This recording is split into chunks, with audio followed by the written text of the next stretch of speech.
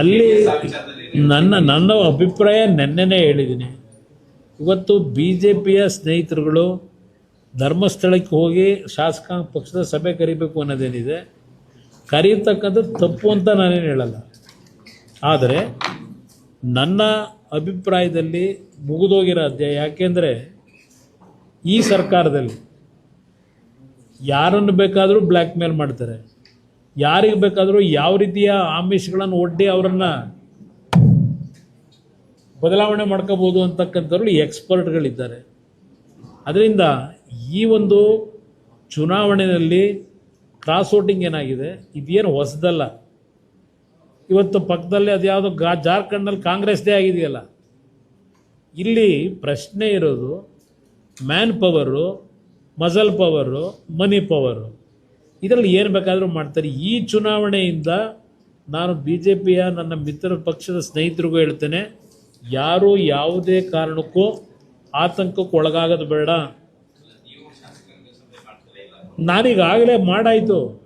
ಇನ್ನು ನೋಡಿ, ಈಗ ನಮ್ಮ ಪಕ್ಷದ ಒಂದು ಕ್ರಾಸ್ ವೋಟಿಂಗ್ ಏನಿದೆ, ಮಾರನೇ ದಿವಸಲೇ ನನ್ನ ಪಕ್ಷದ 17 ಶಾಸಕರಿಗೂ ಬರಲಿಕ್ಕೆ ಹೇಳಿದೆ.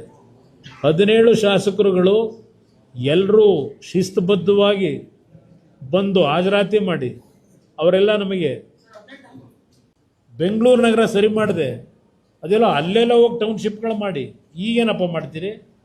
ಅದೇನೋ ಹೇಳ್ತಿರಲ್ಲ, ಕುಮಾರಸ್ವಾಮಿ ಮುಖ್ಯಮಂತ್ರಿಯಾಗಿ ಏನಪ್ಪ ಅರ್ಧ ಅಂತ ಹೇಳಿದಿರಲ್ಲ ಮೊನ್ನೆ ತುಮಕೂರಲ್ಲಿ.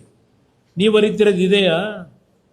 ಅರಿಯಕ್ಕೆ ಕೊಟ್ಟಿರೋದು ರೈತರನ್ನೆಲ್ಲ ತೆಂಗಿನ ಗಿಡ, ಅಡಿಕೆ ಗಿಡ ಕಣ್ಣಿಗೆ ಕಾಣ್ತಾ ಇಲ್ವಾ ನಿಮಗೆ?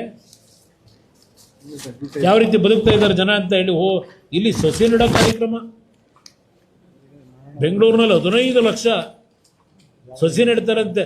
ಆ ಸಸಿ ನೆಡೋದ್ರಲ್ಲೂ ಎಷ್ಟು ದುಡ್ಡು ಹೊಡಿತಾರೋ ಗೊತ್ತಿಲ್ಲ. ಈ ಕಾರ್ಯಕ್ರಮದಲ್ಲಿ ಯಾವಾಗ ಇಲ್ಲ, ಇನ್ನೂ ಈಗ ಶುರು ಮಾಡ್ತಾರೇನೋ, ಅದಕ್ಕೆ ಅಡ್ವರ್ಟೈಸ್ಮೆಂಟ್.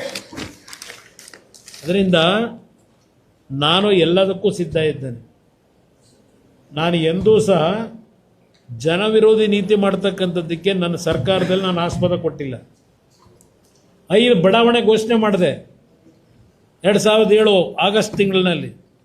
ಯಾವೊಂದು ಸ್ವಾತಂತ್ರ್ಯ ದಿನಾಚರಣೆಯಲ್ಲಿ ಶಿವರಾಮ್ ಕಾರಂತ್ ಬಡಾವಣೆ, ಕೆಂಪೇಗೌಡ ಬಡಾವಣೆ, ವಿಶ್ವೇಶ್ವರಯ್ಯ ಬಡಾವಣೆ, ದೇವರಾಜ ಅರಸು ಬಡಾವಣೆ, ಹೀಗೆ ಹೊಸ ಬಡಾವಣೆಗಳನ್ನ ರಚನೆ ಮಾಡಬೇಕು ಅಂತೇಳಿ ತೀರ್ಮಾನ ಮಾಡಿ, ಅದು 20 ವರ್ಷ ಆಯಿತು. ಶಿವರಾಮ್ ಕಾರಂತ್ ಬಡಾವಣೆ ಇನ್ನೂ ನೀವು ಮನೆ ಕೊಡಲಿಲ್ಲ. ಕೆಂಪೇಗೌಡ ಬಡಾವಣೆ ಏನಾಗಿದೆ? 20 ವರ್ಷ ಬೇಕಾ? ಈಗ ಇಲ್ಲಿ ಮಾಡಕ್ಕೆ ಹೊರಟಿದ್ದೀರಲ್ಲ, ಮೊದಲು ರೆಡಿ ಮಾಡಿರೋದನ್ನ ಸರಿಪಡಿಸ್ಕೊಳ್ರಪ್ಪ.